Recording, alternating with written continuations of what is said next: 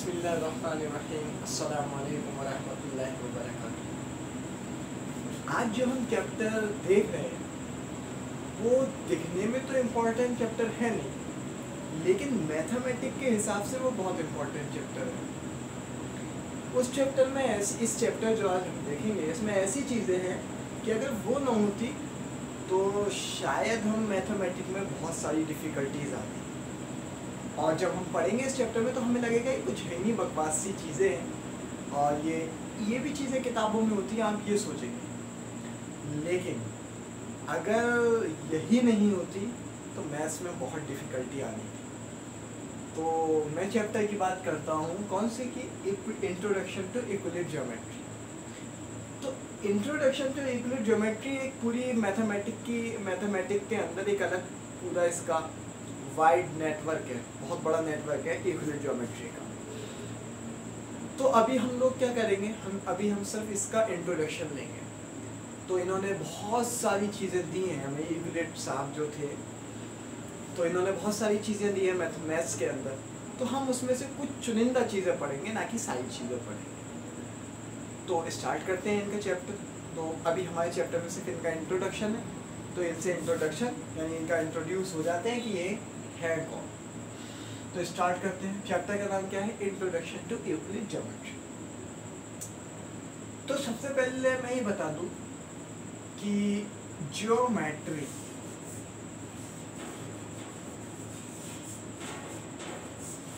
क्या चीज़ है। आपके हिसाब से ज्योमेट्री क्या है, बताओ फटाफट। आपके हिसाब से ज्योमेट्री है क्या चीज़। अभी हमने पिछला चैप्टर पढ़ा था एपी, उसमें हमने एरिथमेटिक का मतलब जाना था कि मैथमेटिक्स की वो ब्रांच जो नंबर्स को डील कर रही है वो एरिथमेटिक हो गई। ऐसी ज्योमेट्री को मैंने वहाँ पे बताया था कि ज्योमेट्री क्या है, it is a branch of mathematics which use to measure. ये मेजरमेंट के काम आती है। कौन सी, ज्योमेट्री ब्रांच।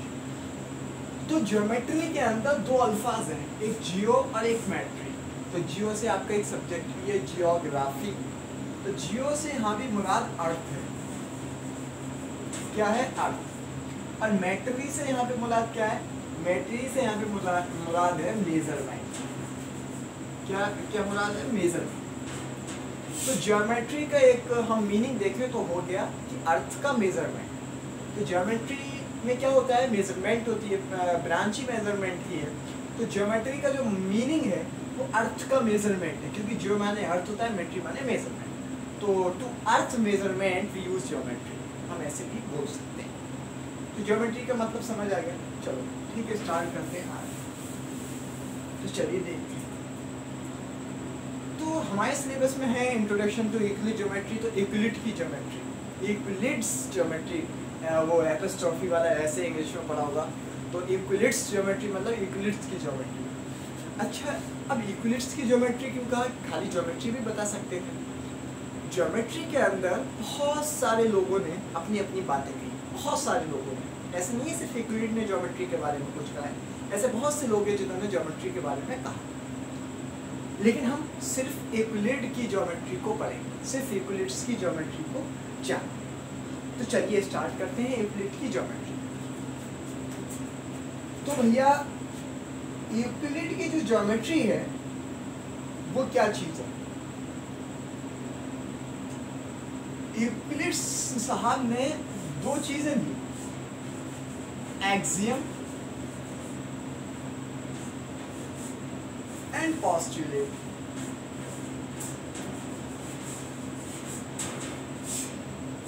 क्या चीज़ें दी हैं, एक एक्सियम दिया है और एक पोस्टुलेट्स दिया है। तो कई सारे एक्सियम्स इन्होंने दिए हैं, मतलब कई सारी बुक्स हैं इस पे। ऐसी पोस्टुलेट्स पे भी इनकी बहुत सारी बुक्स हैं। तो अभी हम लोग सिर्फ चुनिंदा पढ़ेंगे। तो इनके एक्सियम है और पोस्टुलेट है। तो ये है क्या जो इन्होंने दिए। एक्सियम और पोस्टुलेट आप ऐसे समझिए कि एक्सियम आप ऐसे जानिए कि ये यूनिवर्सल ट्रूथ होते हैं। क्या होते हैं, यूनिवर्सल ट्रूथ। तो एक्सियम पोस्टुलेट समझने से पहले आप दो चीज़ और जान लीजिए, तो आपके लिए बेहतर। क्या, universal truth and universal truth जान लीजिए, और आप एक ट्रूथ और होता है, यानी 2 टाइप के ट्रूथ हमें मिलेंगे। एक होता है हमारा यूनिवर्सल ट्रूथ और एक होता है हमारा सिंपल ट्रूथ।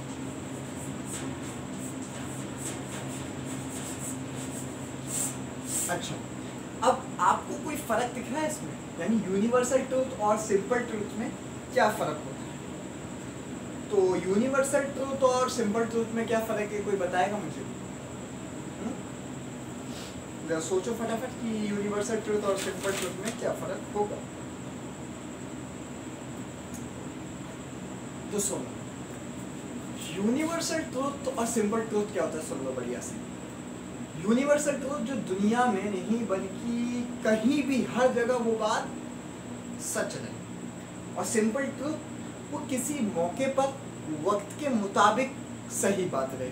एग्जाम्पल लेके समझाता हूँ तो अच्छे से समझ आएगा कि अगर मैं ये कहूँ सनराइज इन द ईस्ट, सूरज पश्चिम से सूरज पूरब से निकलता है, तो दुनिया के किसी कोने में चले जाओ सूरज पूरब से ही निकलेगा। आप अर्थ से बाहर जाओगे तो वहां क्या पढ़ेंगे हम, sunrise in the east to earth. Earth में सूरज, अर्थ पर यानी कि जमीन पर सूरज कहाँ से निकलता है, ईस्ट साइड से निकलता है। वो हर जगह बात सेम। ये मैथमेटिकल लैंग्वेज में ऐसे समझो 2 + 2 = 4। तो दुनिया के, ब्रह्मांड के किसी कोने में चले जाओ 2 + 2 = 4 ही रहना है, नो चेंजेस। समझ में आ रही है बात? ये होता है यूनिवर्सल ट्रूथ जो हर कोने में सही रहे। सिंपल ट्रूथ क्या होता है? सिंपल ट्रूथ वो ट्रूथ होता है जो वक्त के मुताबिक सही रहे। फॉर एग्जाम्पल, मैं आपसे पूछूं कि आप कौन सी क्लास में हैं, तो आप कहेंगे क्लास 9th, ठीक। अब मैं 2 साल बाद आपसे पूछूंगा तो आप कहेंगे कि हम क्लास 11th में, ठीक है। तो मैं कहूँगा यार तुमने उस टाइम झूठ क्यों बोला था कि तुम क्लास 9th में हो, लेकिन तुमने उस टाइम भी सच बोला था, क्यों? उस टाइम तुम क्लास 9th में ही थे, अब क्लास 11th में हो। तो वक्त के हिसाब से जो ट्रूथ हो वो सिंपल ट्रूथ कहलाता है। जो क्लास 9 उस वक्त ट्रूथ था, उस टाइम बाद वो क्या हो गया, फॉल्स स्टेटमेंट हो गया।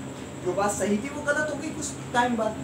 लेकिन 2 + 2 आज भी 4 है, 10 साल बाद भी 2 + 2 4 ही रहना है।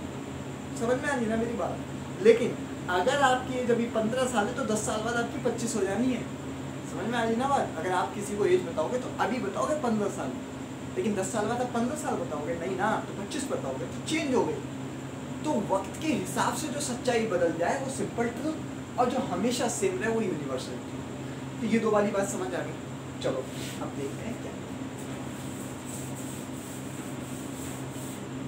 तो भैया इन्होंने 2 चीजें दी, यूक्लिड साहब ने, एक एक्सियम दिया और पोस्टुलेट दिया। तो ये क्या होते हैं, सबसे पहले ये जानो, it is a universal truth. ये क्या है? यूनिवर्सल ट्रूथ है। इंग्लिश में डेफिनेशन सुननी है तो ऐसे सुनो। पहले एक्सियम्स की बात करते हैं। एक्सियम्स क्या है, ऐसा लगा क्योंकि बहुत सारे होते हैं। एक्सियम्स क्या क्या है? एक्सियम्स की डेफिनेशन सुनिए पहले। The basic facts which are taken for granted without proof और कॉल्ड एक्सियम। एक बात और है, एक बात और, क्या सुना नहीं तुमने शायद, दोबारा सुनो। The basic fact which are taken for granted without proof it's called axiom. नहीं आई बात समझ कि ये यूनिवर्सल ट्रूथ तो है जो मैंने बता दिया, वो तो दोनों ही है ना, ये तो दोनों ही यूनिवर्सल ट्रूथ है। और इनका जो हम यूज करते हैं तो बगैर प्रूफ के, मतलब इन्होंने जो एक्सियम बता दिया वो आप बगैर प्रूफ के मान लेंगे, जी ठीक है आपकी बात सही है। तो अब तुम कहोगे कि ऐसे कैसे मान लेंगे, जब अभी तुम इनके एक्सियम सुनोगे ना तो तुम खुद मान लोगे कि, समझ में आ रही ना? अभी लग रहा होगा कि हम बगैर प्रूफ के कैसे मान लें इनकी बातें यूक्लिड की, लेकिन अभी जब बताऊंगा इनकी बातें तो आप खुद मान लोगे। तो एक्सियम क्या चीज़ है? एक्सियम्स की बात कर रहे हैं अभी हम। तो एक्सियम्स क्या है? वो एक तो यूनिवर्सल ट्रूथ हो गए, वो तो दोनों है। दूसरी बात क्या है एक्सियम्स के अंदर, ये यूज़ होते हैं, यानी हम इन्हें का यूज़ करते हैं, और ये हम ऐसे कहें कि ये फैक्ट है, ये फैक्ट्स होते हैं। फैक्ट्स को समझते हो ना, फैक्ट्स, तथ्य। ये एक ऐसे तथ्य हैं या ये ऐसे फैक्ट्स हैं जिनका हम विदाउट प्रूफ यूज़ कर लेते हैं, यानी विदाउट प्रूफ मान लेते हैं कि हाँ भाई ये वाली बात सही है, तो उसे हम एक्सियम कहते हैं। अच्छा, वही डेफिनेशन पोस्टुलेट के लिए है। क्या? पहली बात, पोस्टुलेट भी यूनिवर्सल ट्रूथ होते हैं। दूसरी बात, पोस्टुलेट भी क्या होते हैं? विदाउट प्रूफ मानने वाली बातें होते हैं। मतलब ये भी ऐसे फैक्ट्स होते हैं, ये भी एक ऐसे तथ्य होते हैं जिन्हें हम बगैर प्रूफ के मान लेते हैं कि ये वाली बातें सही है और उनका यूज करते हैं। इन दोनों का यूज भी करेंगे, इन्हें मान भी लेंगे सही विदाउट प्रूफ, और ये यूनिवर्सल ट्रूथ भी होते हैं। तो एक्सियम और पोस्टुलेट समझ में आ रहा है। अब तुम कहोगे यार ये दो अलग अलग अल्फाज है, तो कुछ ना कुछ तो डिफरेंस होना चाहिए ना, कुछ ना कुछ तो डिफरेंस होना चाहिए ना, कि सब कुछ सेम है तो दो अल्फाज क्यों रखे, एक ही अल्फाज रख देते तो डिफरेंस हो। तो डिफरेंस से पहले ये वाली बात क्लियर हो गई ना कि both are universal truth, both are used, यानी बोथ आर यूज्ड, ये दोनों यूज होते हैं चाहे एक्सियम्स हो चाहे पोस्टुलेट्स हो विदाउट प्रूफ। ओके, और दोनों यूनिवर्सल ट्रूथ होते हैं, दोनों विदाउट प्रूफ यूज होते हैं, और ये एक ऐसे फैक्ट्स हैं जिन्हें हम मानते ही हैं, यानी जिन्हें हमें मानना ही पड़ेगा। ठीक, अभी तो लग रहा होगा यार कैसे मान लें बगैर प्रूफ के, तो अभी जब सुनोगे ना तो कहोगे कि सही बात है। तो एक्सियम और पोस्टुलेट में ये तो सिमिलरिटीज थी, तो डेफिनेशंस में ये दोनों बातें आ ही जाएंगी कि अगर एक्सियम्स की भी डेफिनेशन आ जाए तो एक्सियम आर दी ऐसे बोल सकते हैं the fact which are taken for granted, वो फैक्ट जो हम लेते हैं विदाउट प्रूफ उन्हें एक्सियम बोलते हैं, और it is a universal truth. ठीक है, तो फिर फर्क क्या है? तो सुनो, एक्सियम और पोस्टुलेट में बस फर्क इतना है कि it is used for geometry, it is used for non geometry.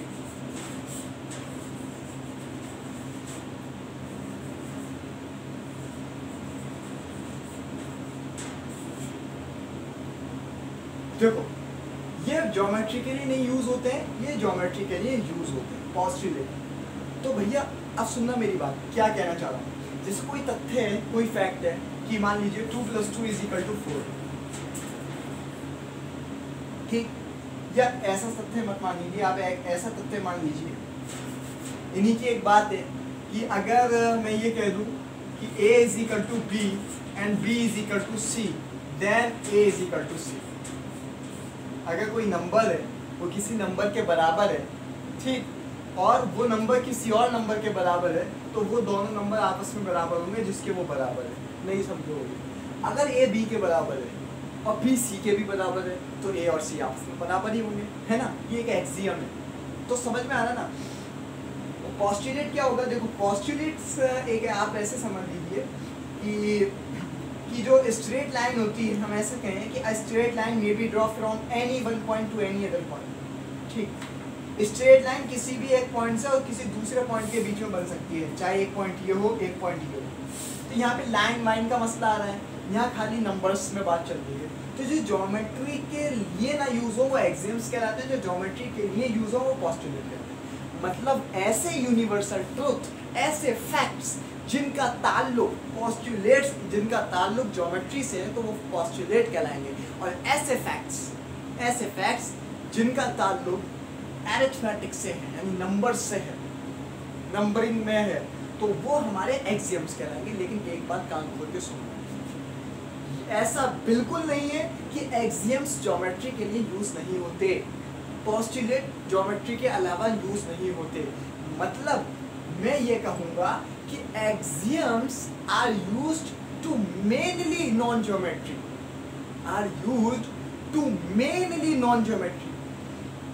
कि नॉन ज्योमेट्री के लिए यूज होते हैं। मेनली लगा दिया, इसका मतलब ये है कि आप ऐसे समझ सकते हैं कि ज्यादातर नॉन ज्योमेट्री के लिए यूज होते हैं। ये बिल्कुल पाबंदी नहीं लगा दी कि ये ज्योमेट्री के लिए यूज नहीं हो सकते, यूज हो सकते हैं। यानी ज्योमेट्री एक्सियम्स ऐसे भी हो सकते हैं, ऐसे भी फैक्ट हो सकते हैं एक्सियम जिनमें ज्योमेट्री की बात हो रही है। मतलब जिसमें ज्योमेट्री की बात हो रही है वो एक्सियम भी हो सकते हैं, और जिसमें ज्योमेट्री की बात नहीं हो रही वो पोस्टुलेट भी हो सकते हैं। इसीलिए हम क्या पढ़ते हैं कि axiom are the mainly non geometry and postulate are the mainly non geometry. आप मेनली की जगह स्पेसिफिक लगा सकते हैं, यानी स्पेसिफिक नॉन ज्योमेट्री और स्पेसिफिक ज्योमेट्री, यानी postulate are specific to geometry, axioms are specific to non geometry. यानी कि वो नॉन ज्योमेट्रिकली वो ऐसे फैक्ट जो नॉन ज्योमेट्रिकली यूज हो रहे हैं और यूनिवर्सल ट्रूथ है, तो वो एक्सियम्स तो कहलाएंगे। लेकिन ऐसा बिल्कुल नहीं है सिर्फ नॉन ज्योमेट्री के लिए, ज्योमेट्री के लिए भी आ सकते हैं, यानी ज्योमेट्री के जो फैक्ट्स होंगे वो भी कभी कभी एक्सियम्स कहला सकते हैं। तो यह हम जब आगे क्लासेस में पढ़ेंगे, जब हायर स्टडी करेंगे यूक्लिड ज्योमेट्री पे, तो वहाँ पता लग जाएगा कि एक्सियम्स ने ऐसी कौन सी बातें की हैं, एक्सियम्स में ऐसे कौन सी चीज़ें हैं जो ज्योमेट्री से रिलेटेड हो रही हैं। समझ में आ रहा है? ऐसी पोस्टुलेट में ज़रूरी नहीं है सिर्फ ज्योमेट्री की बातें हो, नॉन ज्योमेट्री की भी बातें हो सकती हैं। यहाँ भी स्पेसिफिक और मैन भी लगा हुआ है, तो इसमें ज़रूरी नहीं है सिर्फ ज्योमेट्री की बातें होंगी, लाइन, एंगल, सर्किल वगैरह। नो, हो सकता है अरिथमेटिक टाइप भी बातें हो जाए। तो लेकिन एक फ़र्क करने के लिए हमने क्या किया कि इसमें ज़्यादातर नॉन ज्योमेट्री की बातें होती हैं और इसमें ज़्यादातर ज्योमेट्री की बातें होती हैं। तो एक्सियम और पोस्टुलेट में फ़र्क समझिए। ठीक है, ठीक, फ़र्क बस इतना सही है, फ़र्क बस बना लिया यार, हम ऐसे क्या है कि फ़र्क बना लिया है। ये भी नॉन ज्योमेट्री और ज्योमेट्री के लिए यूज़ होता है, ये भी ज्योमेट्री और नॉन ज्योमेट्री के लिए यूज़ हो रहा है, लेकिन दो अल्फाज बन गए तो दो अल्फाज के लिए फ़र्क बना दिया कि ये ज़्यादातर नॉन ज्योमेट्री के लिए यूज़ होता है और ये ज़्यादातर ऐसे फैक्ट जो नॉन ज्योमेट्री के हों तो वो ज़्यादातर एक्सियम ही होते हैं, और ऐसे फैक्ट जो ज्योमेट्री के हों वो ज़्यादातर पोस्टुलेटिव होते हैं। ऐसा नहीं है हर ज्योमेट्री का फैक्ट पोस्टुलेटिव होगा, हो सकता है कोई एक्सियम भी हो। ऐसे हर नॉन ज्योमेट्री का फैक्ट एक्सियम ही होगा, हो सकता है पोस्टुलेट भी हो। समझ में आ रही ना कि हर ज्योमेट्री का फैक्ट पोस्टुलेट नहीं हो सकता है वो एक्सियम भी हो। ऐसी हर नॉन ज्योमेट्री का फैक्ट एक्सियम हो भी सकता है या हो सकता है पोस्टुलेट भी हो। तो इसमें कोई दो राय नहीं है। चलो अब आगे बढ़ते हैं। तो एक्सियम और पोस्टुलेट क्या है? यूनिवर्सल ट्रूथ हैं और ऐसे फैक्ट हैं जिन्हें हम विदाउट प्रूफ यूज कर लेते हैं। अब आपकी यही बात खनक रही होगी, यार विदाउट प्रूफ कैसे यूज कर लेंगे? तो चलो जो हमारे सिलेबस में कुछ एक्सियम्स देख लेते हैं, तो खुद कहोगे यार ये तो बगैर प्रूफ के यूज हो सकते हैं। जब एक्सियम्स की बात करेंगे, एक्सियम्स तो अपने सिलेबस में सबसे पहली एक्सियम्स ये है कि thing which are equal to the same thing are equal to one another. English में तब नहीं समझ आया होगा, आप समझिए। अगर कोई चीज़ किसी के बराबर है और वो चीज़ किसी और के बराबर है, तो वो कोई और चीज़ उस चीज़ के बराबर है। अब भी नहीं समझे ना? चलो एक एग्जाम्पल दें। तो मैं और तुम्हारा भाई, तीन लोग, तो मैं और तुम्हारा भाई, मैंने अपना वेट किया तो मेरा आया 75 kg। हाँ, तुमने अपना वेट किया तो तुम्हारा भी 75 kg है। तो अभी मैं वेट के हिसाब से लिख रहा हूँ, दिस इज मी, यानी ये मैं ये मैं हूँ, ये तुम हो और ये तुम्हारा भाई है। अगर मेरा वेट तुम्हारे वेट के बराबर है और तुम्हारा वेट तुम्हारे भाई के वेट के बराबर है, तो क्या मेरा वेट तुम्हारे भाई के बराबर नहीं हो सकता? फॉर एग्जाम्पल मेरा 75 kg है और मेरा तुम्हारे बराबर है, इसका मतलब तुम्हारा भी 75 kg है, और तुम्हारा तुम्हारे भाई के बराबर है तो तुम्हारे भाई का भी 75 kg है। तो इसका मतलब मेरा और तुम्हारे भाई का भी सेम होगा। तो A is equal to B है तो B is equal to C है, तो A is equal to B C होगा नहीं होगा? तो यही पहला एक्सियम है। अब इसका प्रूफ चाहिए तुम्हें क्या? अब यार ये तो मान लोगे ना ऐसी कि अगर ये इसके बराबर है, वो इसके बराबर है, तो ये आपस में बराबर होगा। तो ये तो पहला एक्सियम्स था। चलो दूसरा एक्सियम्स देखो। If equal are added to equal then whole are equal. नहीं आई बात समझ? मान लेते हैं कि तुम्हारे पास भी 5 समोसे, तुम A हो, मैं B, सॉरी मैं ही A रह रहा हूँ, तुम B हो। मेरे पास 5 समोसे हैं, तुम्हारे पास भी 5 समोसे। इस वक्त हम लोग बराबर, यानी कि मेरे पास भी 1 समोसा और 5 समोसे, तुम्हारे पास भी 5 समोसे, तो हमारे दोनों के समोसे बराबर। अब कोई आया, उसने 2 समोसे मुझे दे दिए, 2 समोसे तुम्हें दे दिए, मीन्स A+2 कर दिया और इधर B+2 कर दिया, सेम नंबर ऐड कर दिया, यानी जितने समोसे मुझे दिए उतने ही समोसे तुम्हें दिए। तो क्या अब भी हमारे समोसे बराबर नहीं होंगे? अभी तो 5-5 थे, अब इन्हें 2 और दे दिए तो मेरे पास भी 7 हो गए, तुम्हारे पास भी 7 हो गए, तो तब भी बराबर है ना? तो यही सेकंड एक्सियम है कि thing which are equal, if equal are added to equals then whole are equal। अगर इक्वल में ऐड किया जाए इक्वल नंबर, अगर ये दोनों नंबर सेम है और उसमें एक सेम नंबर ही ऐड कर दिया जाए दोनों तरफ, तो जो होल बनेगा वो भी आपस में बराबर होगा। कि if equal are added to equal then whole are. तो ये सेकंड एक्सियम है, मानोगे ऐसे? प्रूफ चाहिए क्या इसका? नहीं ना, चलो आगे बढ़ो। पहला क्या था? Thing which are equal to the same thing are equal to one another. अगर कोई किसी के बराबर है वो किसी और के बराबर है, तो पहला वाला और लास्ट वाला भी आपस में बराबर है। समझ में आ रही बात? चलो ऐसी इनका एक एक्सियम और है, if equal are subtracted to equal, if equal are subtracted to equal then whole are equal. अब जैसे अभी मेरे पास भी 5 समोसे थे और तुम्हारे पास भी 5 समोसे थे, तो बराबर लिख सकता हूँ समोसे। अब किसी ने मुझसे भी 2 ले लिए और तुमसे भी 2 ले लिए, तो क्या हमारे पास सेम समोसे बचेंगे ना? मेरी प्लेट में भी 3 बचेंगे, तुम्हारी प्लेट में भी 3 बचेंगे। तो if equal are subtracted then equal, यानी इक्वल में से इक्वली नंबर सब्ट्रैक्ट कर रहे हैं, यानी हम दोनों तो इक्वल हैं, उसमें से इक्वली नंबर सब्ट्रैक्ट कर दिया, तो then whole also are equal, तो होल हमारा इक्वल है। तो ये भी आसान सी चीज है। चलो आगे बढ़ते हैं, आगे बढ़े। फोर्थ एक्सियम हमारा ये है, thing which coincide with one another is are equal, sorry, thing which coincide with one another are equal to one another. अगर कोई दो चीजें आपस में कोइंसाइड कर रही हैं, ठीक, और तो वो आपस में बराबर होंगी। मेरे कहने का मतलब क्या? So thing which coincide with one another are equal to one another.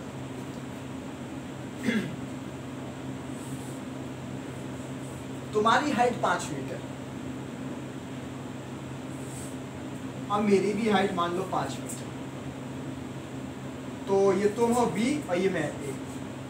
अब दोनों लाइनों को मैं मिला दूं तो एक के ऊपर एक आ जाएंगी ना, बिल्कुल। कोइंसाइड का मतलब यही होता है, एक के ऊपर एक, बिल्कुल हर पॉइंट, यानी कि कोइंसाइड का मतलब ये हो गया कि इसका फर्स्ट पॉइंट इसके फर्स्ट पॉइंट पे और इसका लास्ट पॉइंट इसके लास्ट पॉइंट पे, बिल्कुल एक के ऊपर एक, बिल्कुल एक के ऊपर एक। जैसे आपकी 2 फिंगर्स, ये अगर आप अप्लाई करेंगे तो ये बिल्कुल कोइंसाइड हो रही है, यानी आपका नेल को बिल्कुल टच कर रहा है और आपका bottom of finger and bottom of finger touch कर रहा है, तो ये कोइंसाइड है। तो अगर कोई 2 फिंगर कोइंसाइड कर गई, यानी उसका फर्स्ट पॉइंट और लास्ट पॉइंट आपस में बिल्कुल मिल गई, तो वो अलग अलग करेंगे तो दोनों आपस में बराबर होंगे। जाहिर सी बात है, अगर हम दोनों कोइंसाइड कर गए, ठीक, यानी मैं आगे खड़ा हो गया या पीछे तुम खड़े हो गए, या पीछे तुम खड़े हो गए मैं आगे, सॉरी वही बात हो जाएगी, पीछे मैं खड़ा हो गया तुम आगे खड़े हो गए, तो हम दोनों ऐसे खड़े हो गए, ठीक है, इस तरीके से हम लोग खड़े हो। तो अगर हम अलग अलग हो जाएंगे तो हमारी हाइट सेम रहनी है। अगर हम एक दूसरे को कोइंसाइड कर रहे हैं, मतलब तुम्हारा हेड मेरा हेड, तुम्हारे फुट मेरे फुट, ठीक, तुम्हारा हेड मेरा हेड, तुम्हारे फुट मेरे फुट, तो बिल्कुल कोइंसाइड कर रहे हैं, तो हम लोग आपस में इक्वल हैं। अगर हम लोग कोइंसाइड कर रहे हैं तो समझ में आ रही है ना बात, कि if thing which coincide with another one another are equal to one another. अगर कोई 2 चीजें कोइंसाइड कर रही हैं एक दूसरे को, तो वो चीजें आपस में बराबर हैं। ये वाली बात क्लियर हो गई? चलो बहुत बढ़िया। एक एक्सियम और है हमारे सिलेबस में कि the whole greater than the part, पूरा पार्ट से छोटा होगा। अब ये बातें यार देखो क्या कहना चाहते हैं। फॉर एग्जाम्पल आपका मकान है,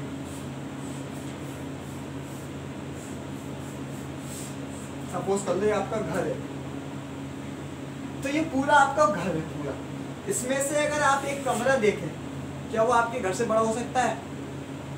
नहीं ना, छोटा ही होगा। तो यानी कि पूरे में से उसका एक पार्ट हमेशा छोटा होगा, या हम कहें कि पूरा हमेशा बड़ा होगा उसके एक पार्ट से। आप ऐसे समझ लो यार, आपके जिस्म की पूरी हाइट, होल बॉडी, आपकी पूरी होल बॉडी, उसमें से यू कट द हैंड, कर मत लेना, मैं बता रहा हूँ। अगर आपने हाथ काट दिया, क्या आपका हाथ आपकी पूरी लंबाई से बड़ा हो सकता है? ना, छोटा ही रहेगा। मतलब आपका होल पार्ट हमेशा ही बड़ा रहेगा उसके एक पार्ट से, जिसका वो पार्ट है। मतलब वो होल बॉडी हमेशा बड़ी रहेगी अपने ही पार्ट से, अपने किसी भी पार्ट से। जाहिर सी बात है कि आपकी पूरी बॉडी 5 मीटर ही है, तो आपका ये हाथ अगर मैंने काटा तो 2 मीटर का हो गया। 2 मीटर का क्यों कह रहा हूँ, आपका हाथ मान लीजिए 1 मीटर का है तो छोटा ही होगा अगर आपकी पूरी बॉडी 5 मीटर है। अब आप ये कह रहे हैं भैया कि आपने अपना हाथ काटा और न्यू बॉर्न बेबी से नाप लिया है, तो बराबर ही हो सकता है, आपका पूरा हाथ और न्यू बॉर्न बेबी आपस में बराबर हो सकता है? नहीं, जिसका वो पार्ट है उसी से कट करो, उसी से देखो। यानी जिसका होल जो कट कराया आपने, अपना हाथ कट कराया तो अपने उससे देखो, अपने होल से देखो। ये नहीं है आपने अपना कट करा किसी और से कंपेयर करने लगे, तो हो सकता है बड़ा भी हो और छोटा भी हो, लेकिन अगर आप अपने से देखेंगे तो हमेशा छोटा होगा।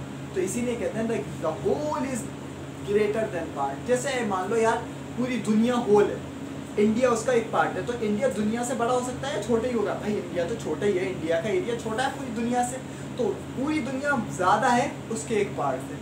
तो बात कुछ आसान सी है लेकिन समझ में आनी चाहिए, समझ में आ गई? तो यही कुछ एग्जाम्स है। अब एक बात बताओ, मैं कह रहा था कि विदाउट प्रूफ मानना पड़ेंगे, माने ना विदाउट प्रूफ। अब इसमें भी प्रूफ चाहिए क्या तुम्हें? नहीं ना, ये तो बातें बगैर प्रूफ के मान ली लो। तो यही एक्सियम्स है, यानी यूनिवर्सल ट्रूथ है, सारी बातें यूनिवर्सल ट्रूथ है। बताओ कौन सी बात यूनिवर्सल ट्रूथ नहीं है? कि अगर हम और तुम बराबर हैं, हमारा और तुम्हारा वजन बराबर है, तुम्हारा और तुम्हारे भाई का वजन बराबर है, तो मेरा और उसका वजन दुनिया के हर कोने में बराबर होगा। समझ में आ रही ना मेरी बात? तो ये सारे यूनिवर्सल ट्रूथ हैं, और ऐसे फैक्ट हैं, ऐसे तथ्य हैं जो हम बगैर प्रूफ के क्या कर सकते हैं, बगैर प्रूफ के यूज़ कर सकते हैं। अब सुनना मेरी बात, ये थी तो कुछ बातें नहीं, अगर सोचो ये बातें ही ना होती तो मैथ कितनी वो होती।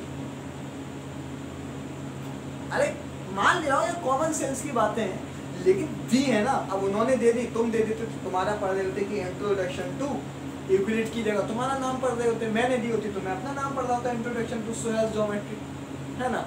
तो अगर किसी और ने दी होती, मैं इंट्रोडक्शन टू एक्स ज्योमेट्री, जिसने भी दी होती उसका नाम पढ़ रहा होता। अब ये बात करें यूक्लिड, जो मैं यूक्लिड सामने दे रही जल्दी, वो हमसे पहले पैदा हो गए, तो उनका नाम चल रहा है, उनके नाम से चैप्टर है, बस यही फर्क है। तो ये तो थे एक्सियम। अब पोस्टुलेट देखेंगे, तो सबसे पहले जरा इन्हें एक्सियम पे जरा बढ़िया सी नजर डालो फटाफट।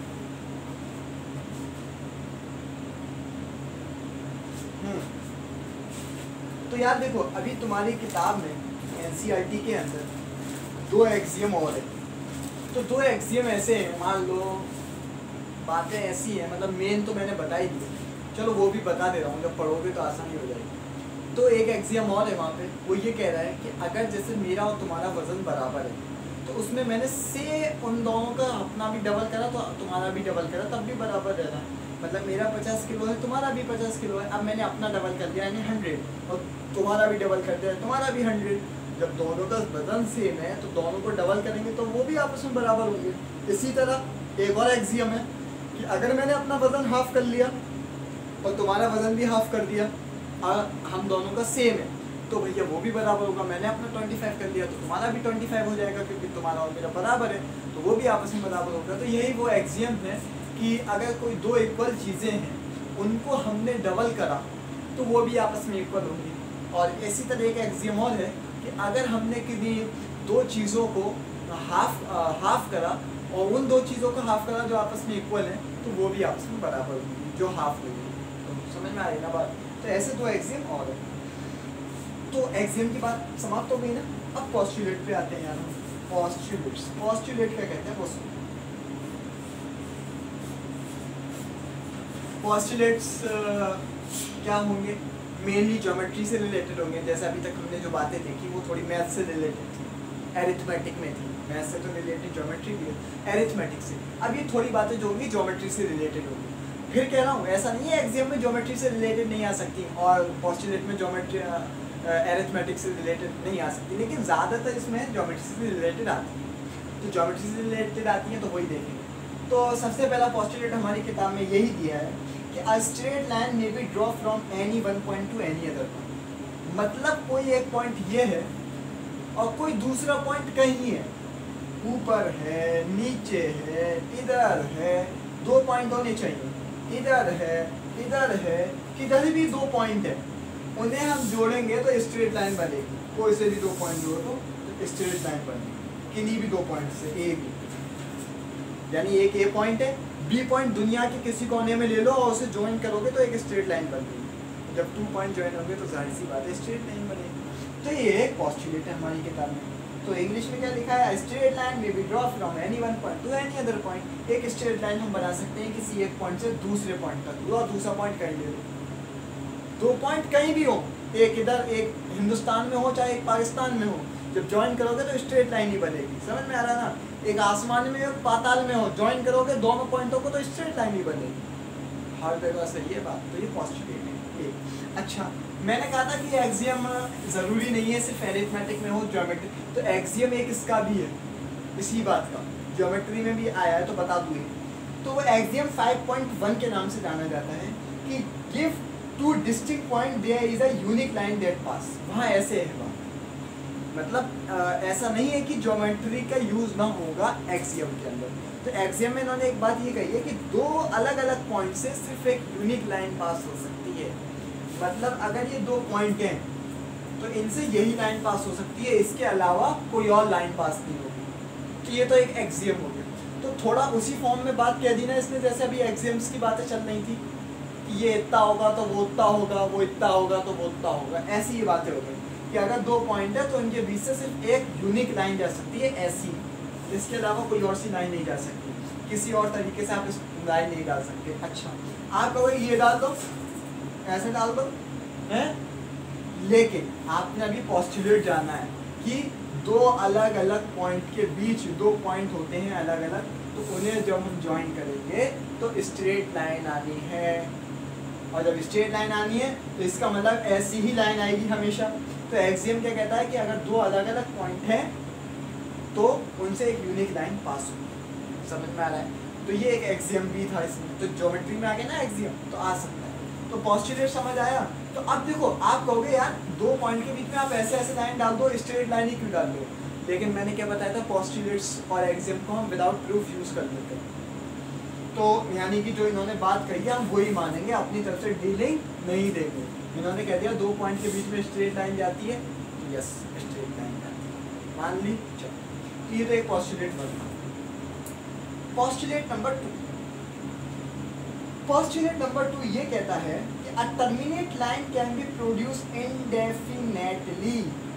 एक टर्मिनेटेड लाइन को हम प्रोड्यूस कर सकते हैं indefinitely. Means this is terminate का मतलब खत्म हो गई लाइन एक। अगर हम इसे चाहें तो क्या कर सकते हैं, प्रोड्यूस कर सकते हैं जहाँ तक चाहें। इधर मैं चाहूँ कहाँ तक जाऊँगा, इधर मैं जाऊँ डॉट डॉट करता हुआ चला जाऊँगा, चला जाऊँगा, चला जाऊँगा, चलता चला जाऊँगा, चलता चला जाऊँगा, कहीं ख़त्म नहीं होगी। ऐसे मैं इधर इससे बढ़ाता चला जाऊँगा तो बोर्ड खत्म हो गया मेरा तो यही। लेकिन अगर और बड़ा होता, जितना बड़ा होता पार करता हुआ लाइन चलती ही चली जाती। फॉर एग्जाम्पल यार, मेरे इधर नॉर्थ है तो ये नॉर्थ में चली जाएगी, चलती चली जाएगी, ये साउथ में चलती ही चली जाएगी। समझ में आ रही है बात कि कोई भी अगर फाइनाइट लाइन है, कोई भी टर्मिनेट लाइन है, तो वो प्रोड्यूस हो सकती है इंडेफिनेटली, हमेशा तक, आगे तक, इधर भी कहीं तक और इधर भी कहीं। ये पोस्टुलेट नंबर 2 था। अच्छा,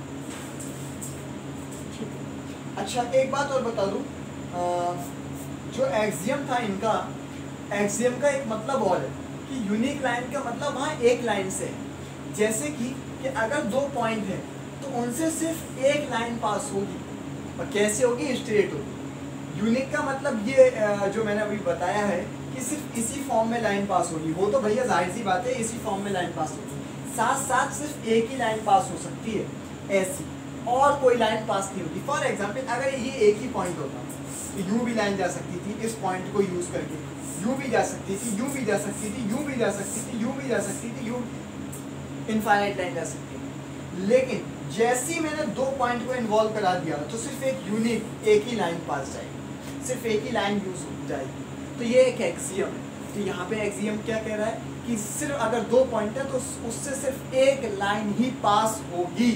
2 पॉइंट है तो सिर्फ एक लाइन ही पास होगी 2 पॉइंट से, जो दोनों पॉइंटों को टच कर रही है। और 2 पॉइंट है, पोस्टुलेट क्या कहता है, अगर 2 पॉइंट है तो स्ट्रेट लाइन बना रही है। समझ में आ रहा है? तो अगर 2 पॉइंट मेरे हैं तो उनसे सिर्फ एक यूनिक लाइन पास जा रही होगी। अगर सिंगल पॉइंट है तो इनफाइनाइट लाइन जा सकती है। कितनी जाएंगी यू डोंट नो।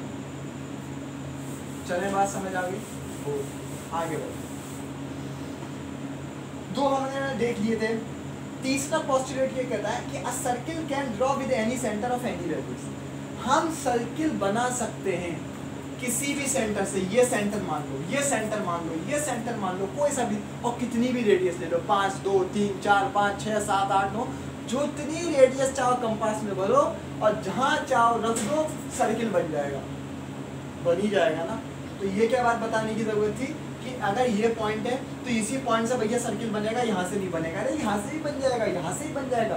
दुनिया में हर कोने से सर्किल बन जाएगा यार, बस पॉइंट हो किसी पॉइंट से ही बन जाएगा। और किसी रेडियस से आप ये कहो भैया ये 1 सेंटीमीटर की रेडियस से नहीं बनता है। अबे तुम्हारे कंपास में यार, तुम जाओ ड्राइंग वाले कंपास लेने, देखो कितने छोटे छोटे सर्किल बन जाए। समझ में आ रही ना बात? तो किसी भी सेंटर से किसी भी रेडियस को भर के हम सर्किल बना सकते हैं। ये था तीसरा पोस्टुलेट। आसान था, आसान ही है यार, कठिन बात है थोड़ी। चौथा पोस्टुलेट क्या है? All right angle are equal to 180। सभी राइट एंगल आपस में बराबर हो। मतलब राइट एंगल क्या होता है? 90 डिग्री। अगर मैं कहूँ ये राइट एंगल है, यस, ये राइट एंगल है, यस, तो क्या ये आपस में एंगल बराबर नहीं है? अरे भैया ये भी 90 है, ये भी 90 है, तो बराबर ही होगा। तो all right angle are equal to 180। सभी राइट एंगल आपस में बराबर होते हैं। तो ये 90 ये 90 बराबर ही होगा यार। दुनिया का कहीं का, तो अमेरिका में अमेरिका के बच्चे से राइट एंगल बनवाओ और मेरा राइट एंगल बना लो, बराबर ही होगा। अबे होना क्या है? होगा ही ना। क्यों होगा? क्योंकि सब उसका भी 90 डिग्री बनेगा, मेरा भी 90 डिग्री बनेगा, तो बोथ एंगल आर सेम यार। समझ में आ रहा ना बात? तुम भी 90 डिग्री बना लो एंगल, मैं भी 90 डिग्री एंगल बना रहा हूँ, दोनों तो सेम होगा। तो ये है हमारा पोस्टुलेट नंबर 4। मजा आ रहा है ना? नहीं आ रहा होगा। आज के टर्न के लिए बस इतना बहुत है। अगले टर्न पे हम जब आएंगे तो क्या पढ़ेंगे? यूक्लिड का 5th पोस्टुलेट, बहुत इंपॉर्टेंट पोस्टुलेट है, वहीं से हम लोग डिस्कस करेंगे अगले टर्न पे। जब तक इन्हीं से पढ़िए, समझिए और पूछिए। और जो ना आए आप पूछ सकते हैं, जैसे आप पूछते हैं तो कहाँ पूछते हैं? यही पूछते हैं ना। मैं फिर से नंबर दे देता हूँ आपको, 7078844006। तो अभी जितना पढ़ा है उसे आप पढ़िए। अगले टर्न पे हम यूक्लिड का 5th पोस्टुलेट से स्टार्ट करें। ठीक है। अस्सलाम वालेकुम।